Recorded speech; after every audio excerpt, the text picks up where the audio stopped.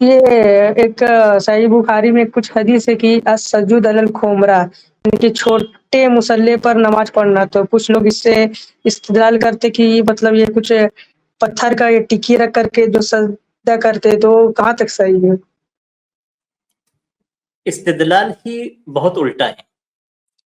وہاں پہ دلیل کیا دی گئی ہے کہ چٹائی پہ نماز پڑھنا، چٹائی پہ نماز پڑھنے کا باب قائم کیا گیا ہے. خمرہ کا مطلب ہوتا ہے چٹائی، چٹائی پہ نماز پڑھنے کا حکم دیا گیا ہے، اور آپ اس سے دلیل پکڑ رہے ہیں کہ ایک مٹی کا ٹکڑا لے کر اس پہ سجدہ کیا جائے، اس پہ نماز پڑھی جائے. یہ تو بالکل الگ بات کہی جا رہی ہے.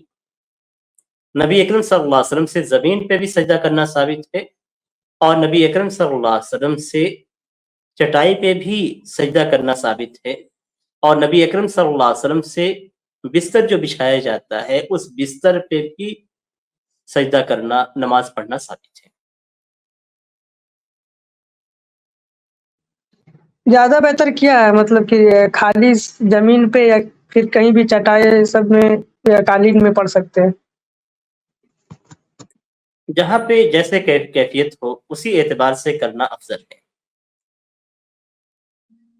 جس جگہ جیسی کیفیت ہو، جہاں پہ چٹائیاں بچھی ہوئی ہیں، جہاں پہ قالین بچھی ہوئی ہے، وہاں سے قالین ہٹائی نہیں جائے گی، اور جہاں پہ قالین وغیرہ نہیں ہے، کھلا میدان ہے، وہاں پہ ویسے ہی پڑھنا افضل ہے.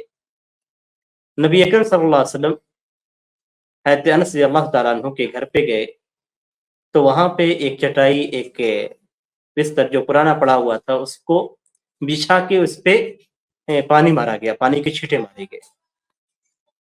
تو اس سے معلوم ہوتا ہے کہ نبی اکرم صلی اللہ علیہ وسلم نے گھر کے اندر باقاعدہ بچھا کے، اور آپ کے لیے بچھایا گیا، آپ نے اس پہ کوئی نقید نہیں کی، آپ نے پڑھا. تو سارے عمل ثابت ہیں، ساری سنتوں پہ حالات کے مطابق عمل کیا جائے، یہی سب سے بہتر چیز ہے کہ جہاں پہ جیسی کیفیت ہو اسی کیفیت کے اعتبار سے آپ نماز پڑھیں. یعنی کسی مسجد میں آپ کے وہاں پہ چٹائیاں نہیں بچھی ہوئی ہیں، زمین پہ لوگ نماز پڑھ رہے ہیں، فرش پہ ہی پڑھا جا رہا ہے، تو آپ الگ سے مصلی لے کر بچھا کے اگر آپ نماز پڑھتے ہیں تو یہ آپ کے لیے درست نہیں ہے. جہاں پہ چٹائیاں بچھی ہوئی ہیں، وہاں پہ چٹائیوں کو آپ ہٹا کے آپ زمین پہ پڑھ رہے ہیں، تو یہ آپ کا عمل درست نہیں ہے.